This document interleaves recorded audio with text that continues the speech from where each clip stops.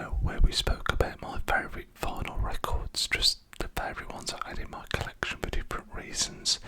This is going to be more my favourite albums for the actual music rather than anything else. I'd love to know your guys' favourite album down in the comment section. I mentioned it in the other two videos when it comes to doing a top 10 or picking your favourite of anything. It is so difficult and it can change on a daily, weekly, monthly basis, and I think that's never more true than with music, because I don't know if anyone else out there is like me, but my music tastes have changed over the years, and you know, I find myself listening to very different things. I go all the way from kind of country to metal to from hip hop to pop punk. I really do listen to anything and everything for the most part, and yeah, for that reason this list could change all the time. I have tried to keep it, in fact I have kept it to albums that I have the vinyls of, so I'll be tapping on those as we go. But as always guys, if you do enjoy the video, it'd be amazing if you leave it a like to help spread it to the YouTube algorithm and get it to other people that also might find it enjoyable and relaxing. And if you are new to the channel, make sure to subscribe. As I record this, we're closing in on 50 subscribers, which feels like a cool little milestone. As I've said in the previous videos, this is still a very new little adventure that we're on, and everyone is welcome. So thank you again for everyone's support on the channel so far, and yeah, without any further ado, I've got the vinyls kind of lent up on my television next to me here, and the first one we've got is it's a classic.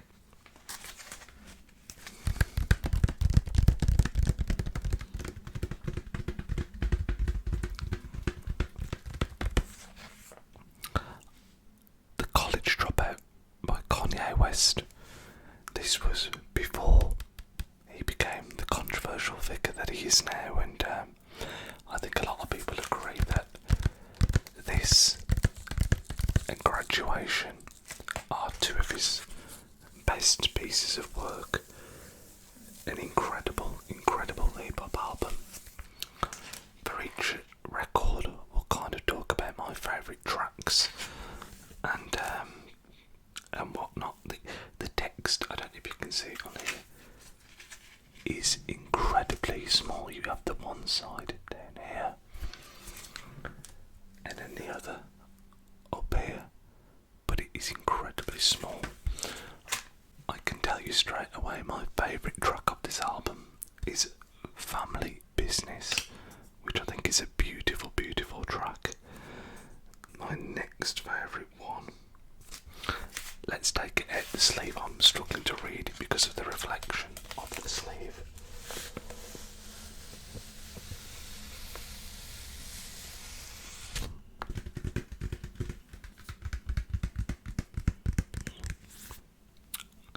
So, yeah, Family Business would be my favourite track, and then I actually think Slow Jams would be my other, but yeah, Kanye West before he went the way he's right now, you got the really cool cover here with, it's pretty iconic now, him in the bear outfit, and then on the back you can see him with the, obviously the head, and there he is, Kanye West, now known as Ye. If any of these are ones that you can open up double LPs, I'll do that. This one though, unfortunately, is not.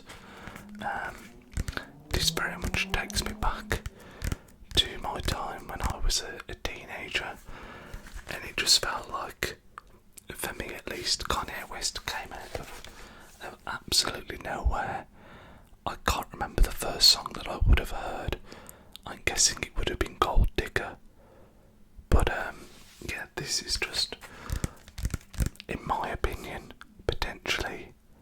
It's definitely top 5 hip hop albums of all time, possibly top 3. Is that controversial? I don't know, but what I do know is that this is a masterpiece of an album, and it's just a shame that obviously he's gone the way that he has. But yeah, album number 1, The College Dropout.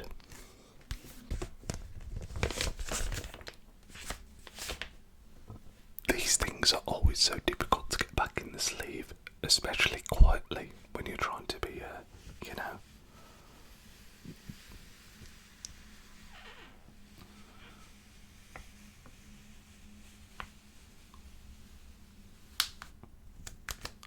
Okay, that went a lot smoother than I expected it to. Sorry guys, there is probably going to be a lot of cuts in this video while I kind of put the records away, grab the next record, because they can be a little bit noisy, but I'll do my best to avoid that where I can. I've kind of put these here in a random order. These aren't coming out in any order, so Kanye West's College Dropout wouldn't be number 1 or number 10, if that makes any sense. The next one we have, though, I did say that I had a mixed taste in music, is Casey Musgraves. Same trailer, different park. This, for anyone who's not familiar with Casey Musgraves, is a country album. She's a country artist, and I've always liked country since I was a kid. I think subliminally it reminds me of being on holiday in America and hearing you'd have the local radio station on and they play country songs. I specifically remember the first time I went to the States on a family holiday. I think it was the first time. The track Need You Now by Lady Antebellum was being played a lot, and that's kind of got a country pop vibe to it. This is very much country singer-songwriter. This is her first album, Casey Musgraves. I'm a massive fan of hers. I've seen her 3 times in concert now over here in the UK. I should have said at the start of the video, but I've made myself a little rule where I can't include the same artist more than once. I don't think I would include Casey Musgraves more than once anyway. I do also really like Pageant Material, and is it called Rainbow? Is the album called Rainbow? But I don't think they'd make my top 10.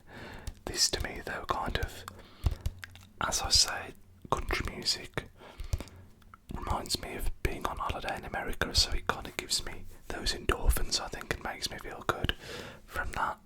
And I've always had a love for it anyway.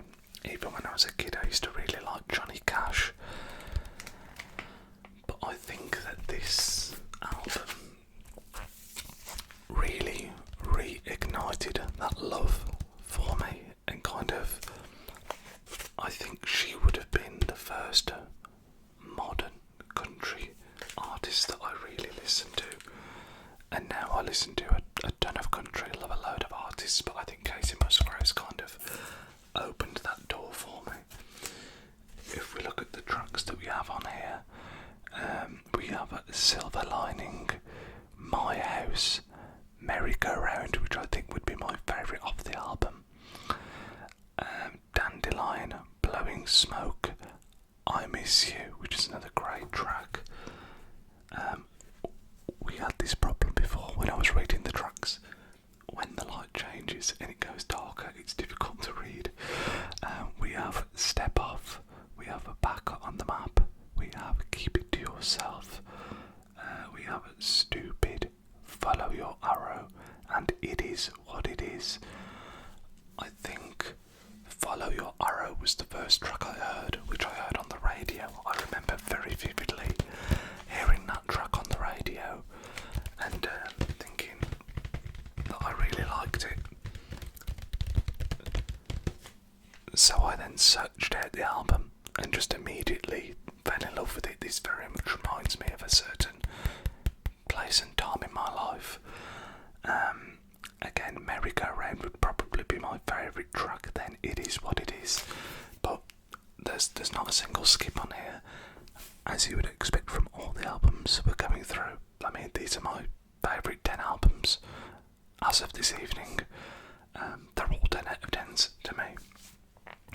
But yeah, if you like country music, Casey Musgraves, definitely worth a listen. K-A-C-E-Y-M-U-S-G-R-A-V-E-S, Casey Musgraves. It's quite interesting actually, because as I mentioned, this kind of opened up the gateway to me for more modern country artists, and I've always had a thing where I prefer female vocalists, and this album now is probably, what does it say? I'm sure it says somewhere, but it's got to be at least 10 years old now. And I went to see Megan Maroney last year. She's another country female singer, and it was interesting because she'd mentioned that she first, when she was talking on stage, she said she first got her break and first started performing doing Casey Musgraves covers. So it's interesting that now I'm kind of listening to people that Casey Musgraves has inspired, because she's a pretty big star when it comes to country music, and kind of making it big in the UK, and you know, not just being big in America. But yeah, Casey Musgraves, love her, and this album is absolutely outstanding.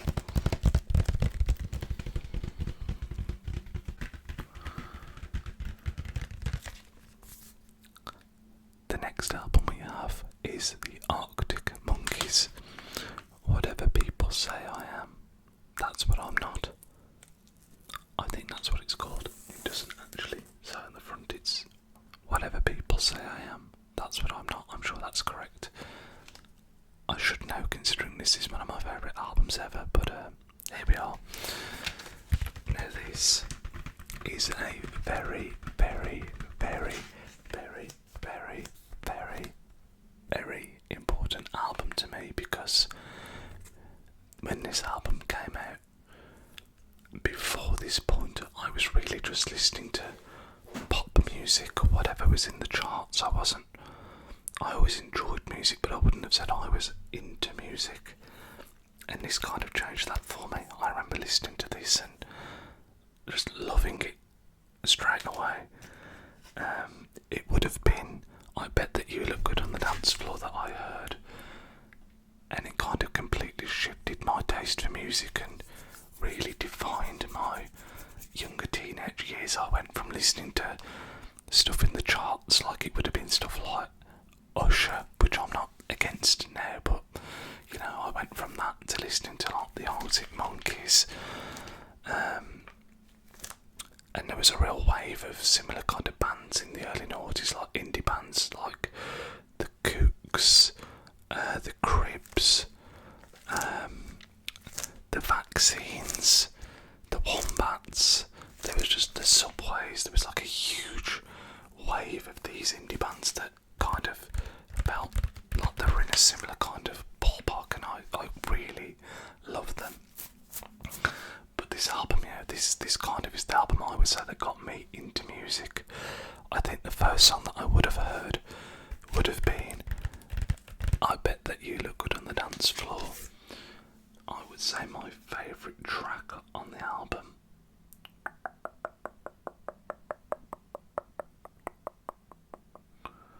it's probably going to be Mardy Bum, but again there could be so many different ones here. This is the kind of album where I think you could ask me every day for a week what my favourite track is, and I might give you a different track every day.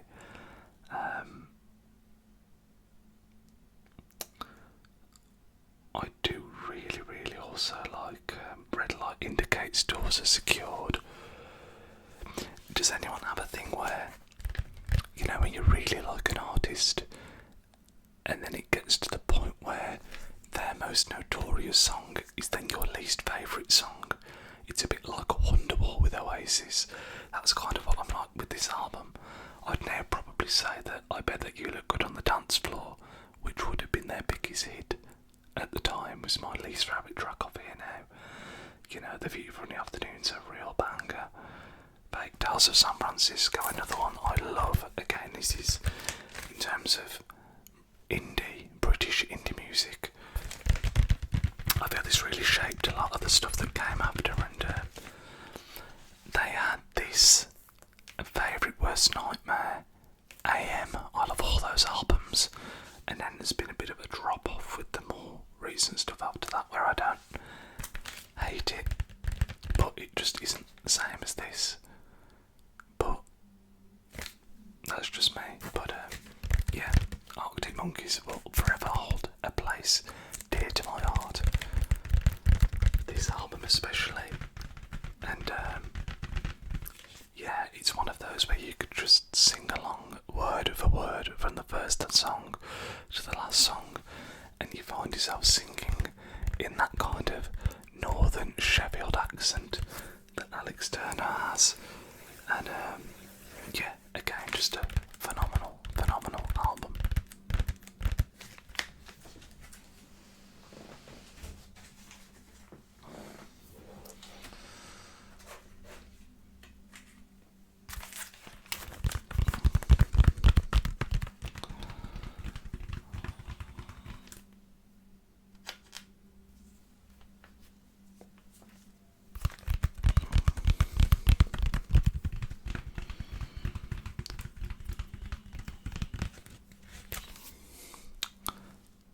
Blink-182, Take Off Your Pants and Jacket.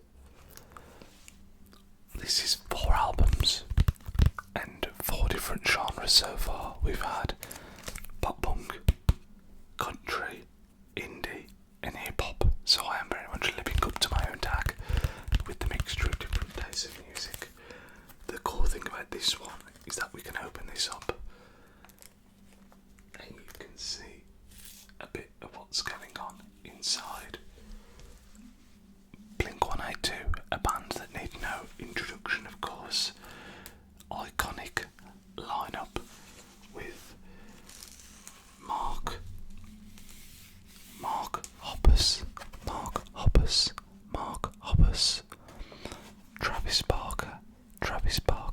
Travis Barker, and Tom DeLonge. You can see them all in the corner here.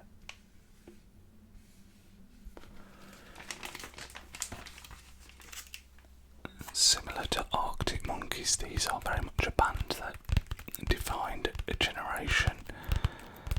They opened my eyes to the sound of pop punk, as it's known, and that still to this day is one of my favourite genres. I love pop punk. You know, when you're a kid and your parents listen to the music from when they were kids, and you think to yourself, when I grow up, I won't be like that. I won't be listening to the same stuff I was when I was a kid. Here we are, 20 years later, maybe even more than 20, maybe close to 25 years later. I mean, the tracks on this album are just insane. You have Anthem Part 2, Online Songs, First Date, Happy Holidays You Bastard, Story of a Lonely Guy, The Rock Show, Stay Together for the Kids, Roller Coaster, Reckless Abandon, Every Time I Look for You, Give Me a Good Reason, Shut Up, and Please Take Me Home. That is just... what an album. I think if I was picking my favourites, again, this could change on a daily basis, but right now I'm feeling Online Songs and Please Take Me Stay Together for the Kids and Online songs are the two that I'm feeling right now, but you know, I think if you're an old man like me and you grew up in the noughties, they were kind of your formative years. Blink-182 are just a part of that. I mean, yeah, there's nothing I can say about these that hasn't already been said. And you'll see from some more albums that we'll be looking at in a second that these very much guided my music taste. Oh, so I just knocked my chair there. I think it's interesting though, when you look at it looking back, because I mentioned how Arctic Monkeys kind of pushed my taste away from, not that Arctic Monkeys weren't in the charts, but it pushed my taste a little bit more away from the mainstream and a bit more towards indie and rock, and from there it kind of developed into a love of this kind of stuff. And yeah, just, I mentioned before how I would only do one album from each artist. Could have easily been Enema of the State for Blink-182, but we did go for Take Off Your Pants and Jacket this time. Phenomenal album. And if I put this down, it kind of leads again onto the next one a little bit, where we have the tension builds.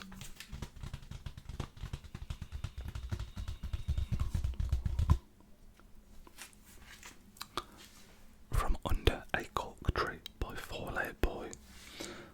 I only picked this up very recently. I say very recently, my sister got it me for Christmas last year. And I was very, very excited because, I mean, I mentioned just how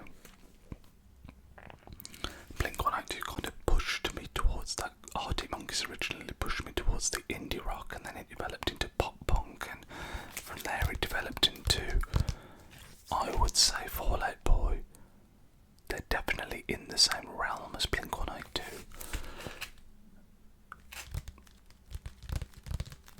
Let's try not to hit myself in the face with the record, shall we?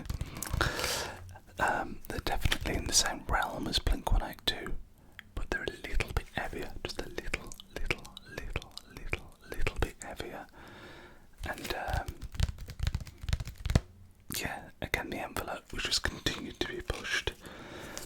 They do have a very similar kind of trajectory for me to the Arctic Monkeys, whereby I love this album, and then I love Infinity on a High, and then it kind of fell off a little bit, if you ask me. But this feels like a masterpiece to me of the genre. You know, when you look at some of the tracks on here, of course the big one was Sugar We're Going Down, and Dance Dance I remember being a big hit at the time as well. But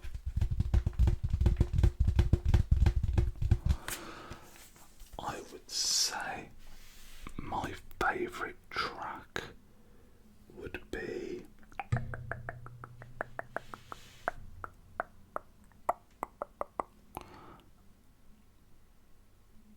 they've all got such long track names. This was a real theme of the music at the time. Panic at the Disco were another band that did a lot of this. I'm going to say Sophomore Slump or Comeback of the Year is my favourite track. Yeah, 4-Legged Boy. One of these bands where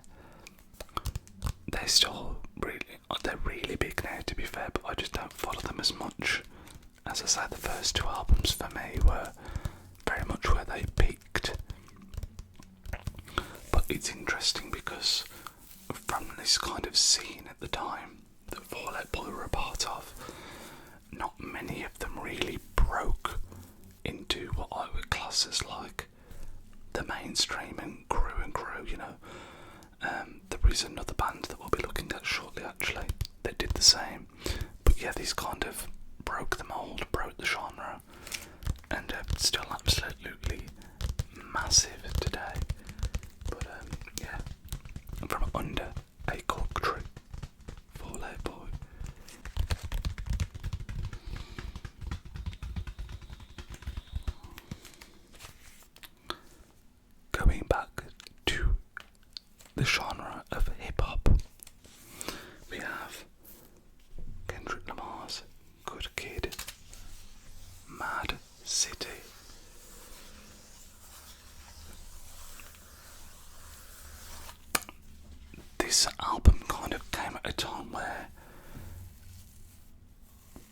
listened to hip hop prior to this and enjoyed it, but I think at this time I would have been listening to a lot of the kind of stuff that we've just looked at. You know, the Fall Out Boys, Blink 182, Paramore, more rocky kind of stuff. Then this came out and kind of pushed me back towards hip hop a little bit. My love for hip hop had been sat to the wayside, and this brought it back, is what I'm trying to say.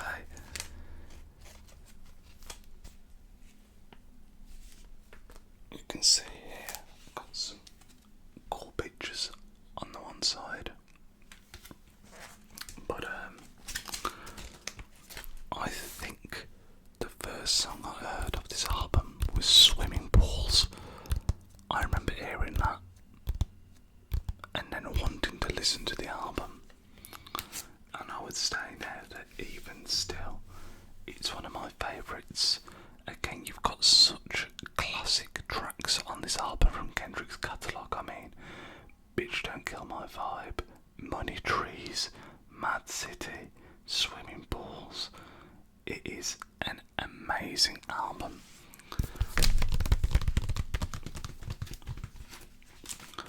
I'm a big fan of Kendrick's. He's one of these artists that, again, there could have been a couple of different albums I could have picked here, and he's had real longevity on the music scene in terms of producing several good albums now, several incredible albums, even up to very recently with, is it GMX is the album called, or DMX? I think it's GMX, G for Golf, M for Mike, X for X-Ray, which is a great album, which I don't have on vinyl, which I would like. A lot of people,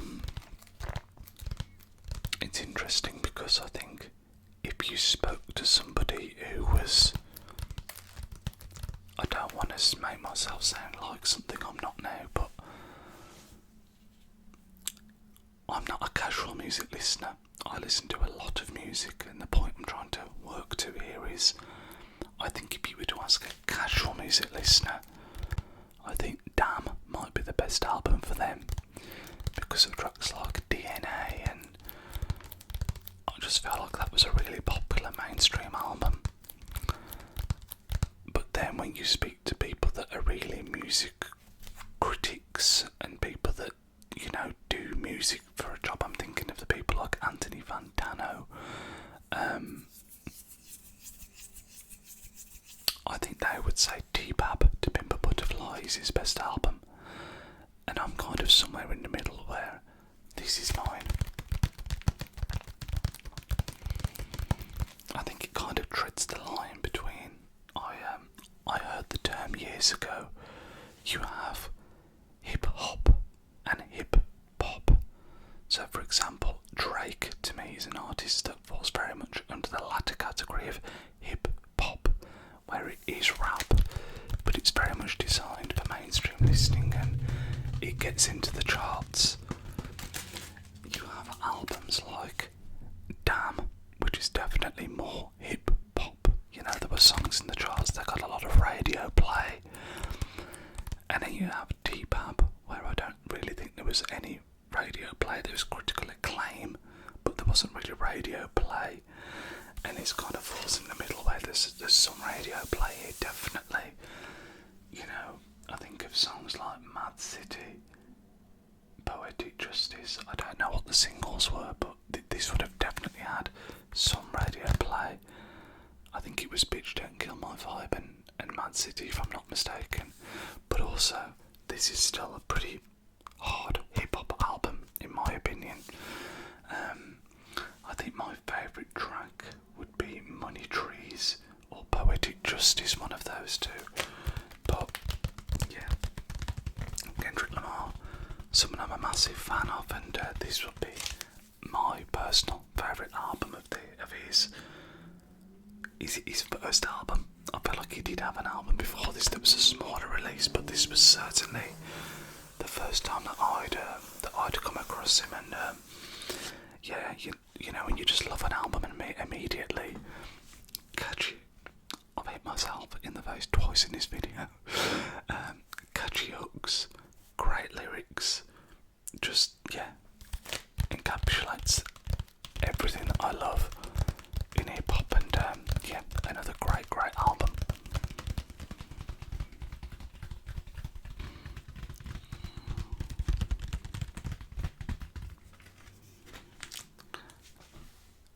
saw my final collection video previously, where I spoke about some of my favourite records that I have, you knew that we weren't going to make it through this video without any Lana Del Rey. Now, is this a controversial pick? I kind of flip and flop between this and Born to Die as to which is my favourite record. I think technically this is the record I prefer. I think it's the better record, but Born to Die will always have that kind of nostalgia, and the fact that it's her first album and it's the first time I heard it always has that kind of going in its favour. If we open this up inside, we just have a bit of a lyric sheet by the looks of it.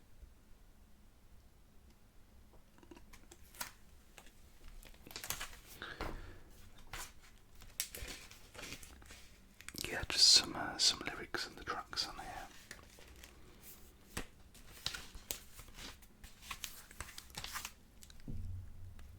NFR, which stands for Norman fucking Rockwell.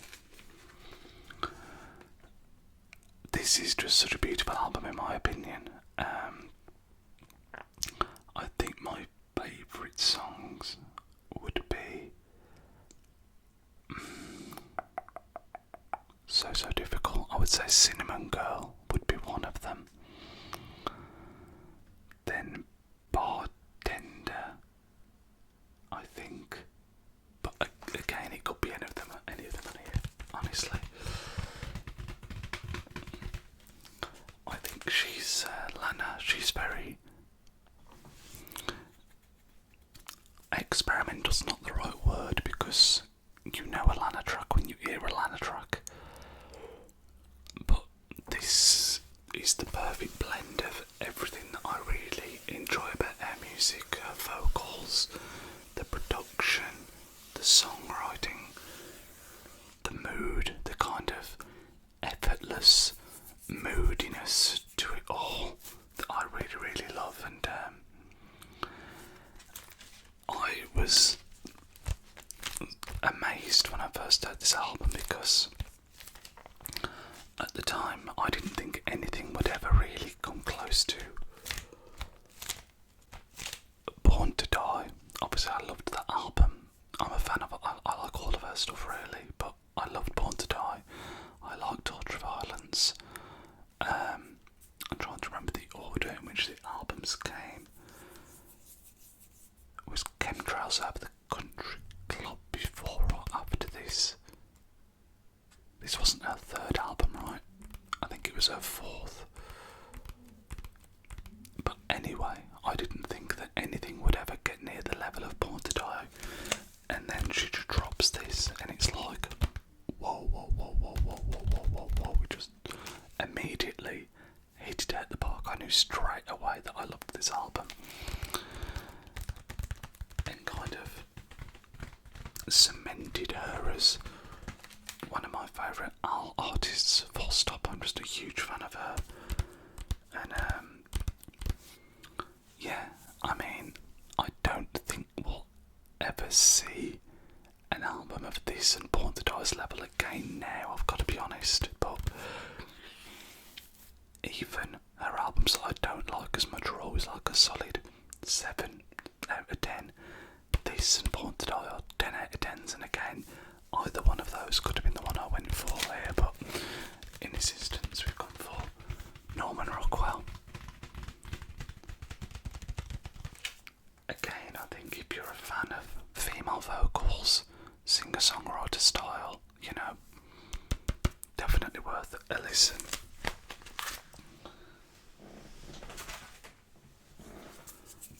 I've just seen the next record, and again we're doing some jumping around on the genres. Looks like we've got 1,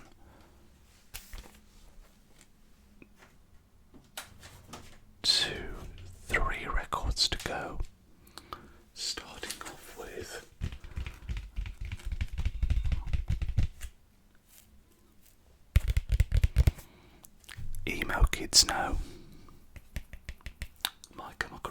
That's 3 Cheers for Sweet Revenge. I mentioned earlier how, I loved Blink-182, and that kind of led to more of this kind of stuff, to be fair.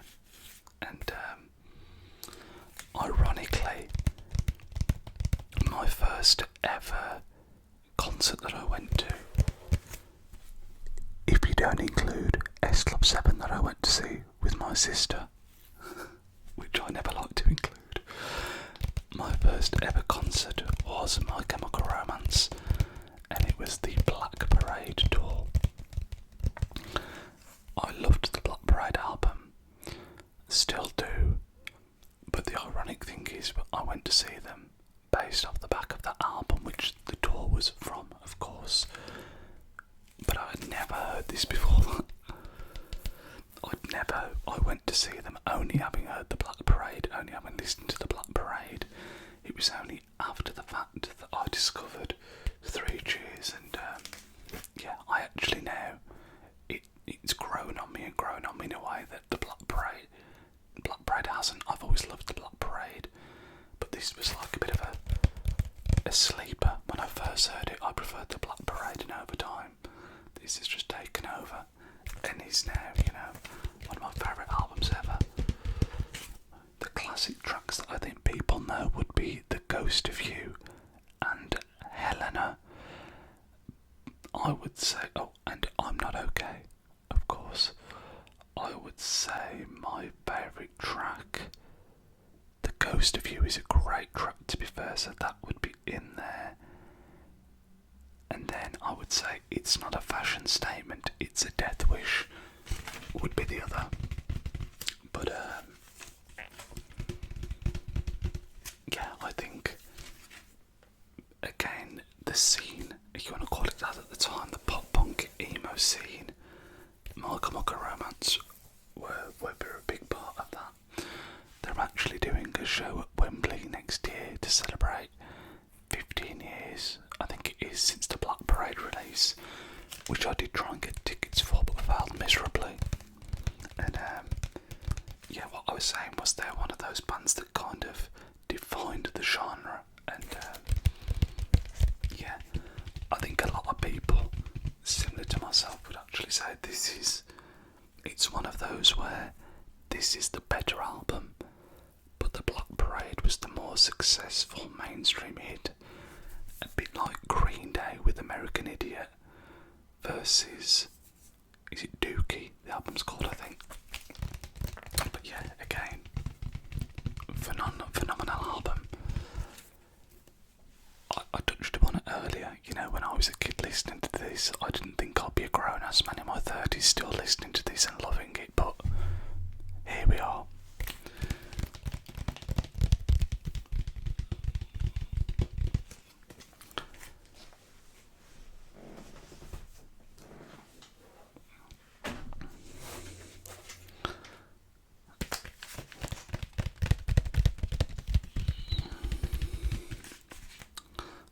Another band from that era.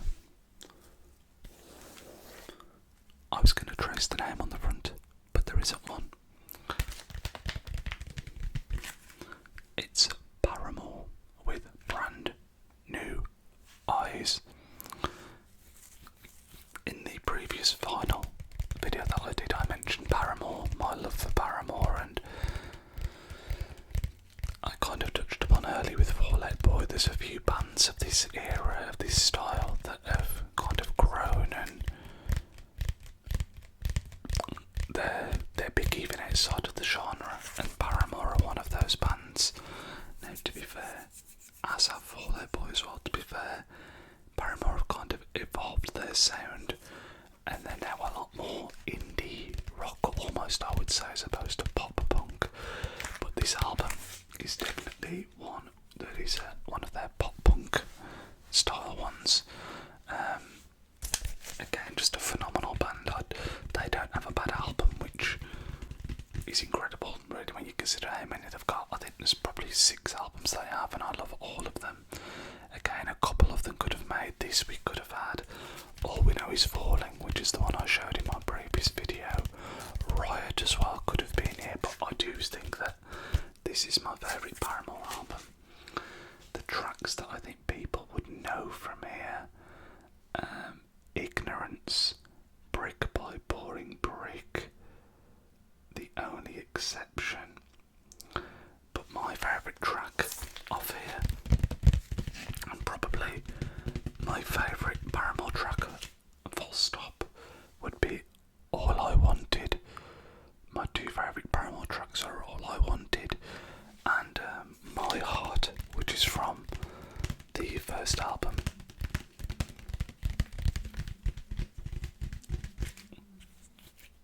But yeah, this is, I don't know what year this came out, but it must be, again, like 15 years old, I would guess, at this point.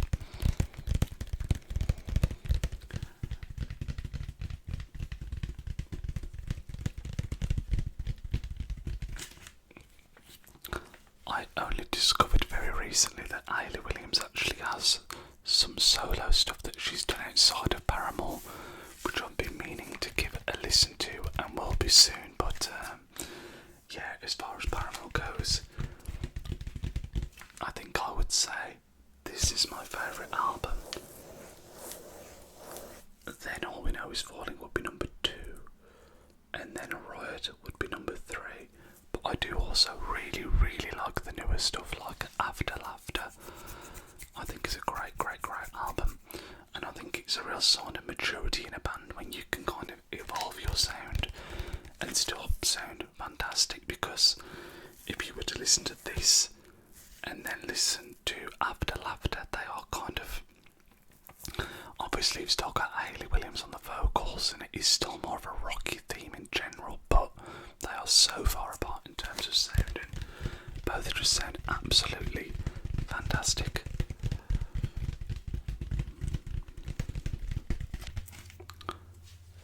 And the final record that we'll be looking at today, Phoebe Bridgers, A Stranger in the Alps. I think this is the most modern record on my top 10. There was a couple that came close, but I was trying to avoid recency bias. I really like Lizzie McAlpine's album Older, and also Claire's album Charm. They just missed out, and Phoebe Bridgers here got in their place, because this is another genre that I really like, this kind of what I call lady indie, where you have a female vocalist, a guitar, some nice production, some nice sadder songs, because we all know sad music is the best music. And yeah, this album absolutely encapsulates that. I'm a huge fan of Phoebe Bridgers, whether it's this album, whether it's Painkiller, whether it's her work in Boy Genius. I think she's exceptionally talented, and they put out some great stuff. Tracks of this album that people will know: Motion Sickness, I think, was the biggest track. I would say my favourite would be, again, it's so difficult to pick, but Scott Street or Funeral, I think, would be my favourites. My favourite Phoebe Bridgers song, I think, would be Halloween, but that's off the Painkiller album. But yeah, this is a real, like, I don't think you could listen to this every day, because it's a pretty depressing listen. You know, they're very slow, emotional, raw tracks, but when this hits, it hits. You know, it's some phenomenal songwriting and production on this album, and some really open, raw, beautiful tracks. But yeah, it's not particularly uplifting, let's just say that. But again, I do think that a lot of the music I like and a lot of the music I appreciate the most tends to be emotional, sad music. So if you like that, you've never heard this album, 100% worth a listen. And I think it says a lot that this is the most modern album on my list, and this is probably 5 years old. Most of the ones we've looked at are kind of from the mid 2000s, I would say, but yeah, ending it off with a bit of Phoebe Bridges. But guys, if you have enjoyed this video and you're still awake, as I mentioned at the very start, I'd love to know what your favourite album of all time is, or favourite artist. I hope you have a fantastic rest of your day, whether it's morning, afternoon, or evening, and I will catch you all in the next video. Stay safe, guys. I'll see you soon.